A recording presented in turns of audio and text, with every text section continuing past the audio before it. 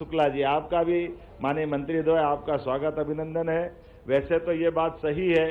दिल्ली में खासकर लाल किले की प्राचीर तले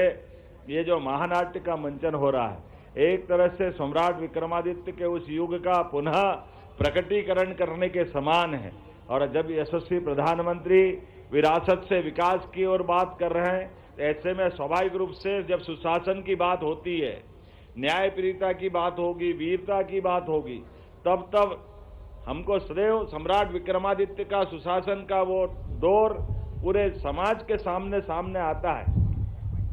आज के इस अवसर पर जब विक्रमादित्य महानाट्य के मंचन के माध्यम से उनके जीवन की विविध पक्षों को लेकर के कलाकारों ने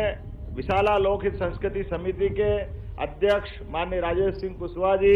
डायरेक्टर संजीव मालवीय जी, हमारी विक्रमादित्य शोध पीठ, संस्कृति मंत्रालय, सबने मिलकर के ये वाकई उस जीवंत युग को वापस ला करके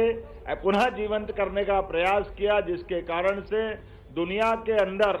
मानने वाले आज इस बात को जरूर सबके सामने रेखांकित करना चाहूंगा कि लोकतंत्र के मामले में कई बार कई लोगों को कंफ्यूजन है कि लोकतंत्र पहले कहाँ कोई अमेरिका देखता है, कोई हमारे अपने कारण से कुछ दूसरी बात बताता है, लेकिन सच्चे अर्थों में 5000 साल के इतिहास में हमारे पास ऐसे कई प्रमाण मिलते हैं जिसमें महाभारत के काल में भगवान कृष्ण का रोल भी गणराज्य की स्थापना की तरह था। उसी प्रकार से 2000 साल पहले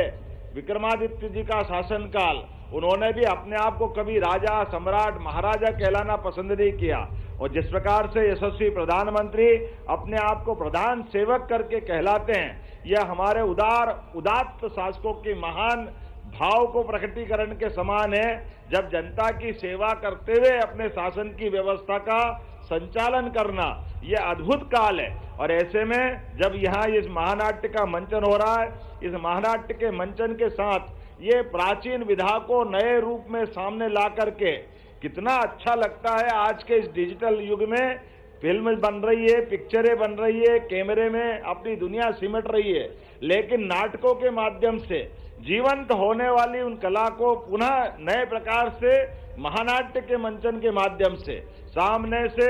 घोड़े दौड़ते हुए आ रहे हैं। अब ये देख के अटपटा लगता है कि कोई नाटक के दरमियान मंच के ऊपर तो कोई अपनी कला दिखाएंगे, लेकिन मैदान में तलवारबाजी होते दिखती है। बड़ा अद्भुत लगता है जब विक्रम और बेताल की बात आती है और एक साथ एक मंच के अलावा ये मुख्य मंच तो चले गई, लेकिन बगल का एक मंच अलग चलता दिखाई देगा, दूसरा मंच अलग दिखाई देगा। यहाँ विक्रमादित्य बेताल को पकड़ता है, लेकिन पकड़े हुए बेताल को दूसरे मंच पे पास में पाते हैं। वाकई ये कलाकारों की कितनी अद्भुत संकल्पना है। एक से बढ़कर एक प्रमाण इस महानाट्य के मंचन के माध्यम से विक्रमादित्य, जिनकी अपनी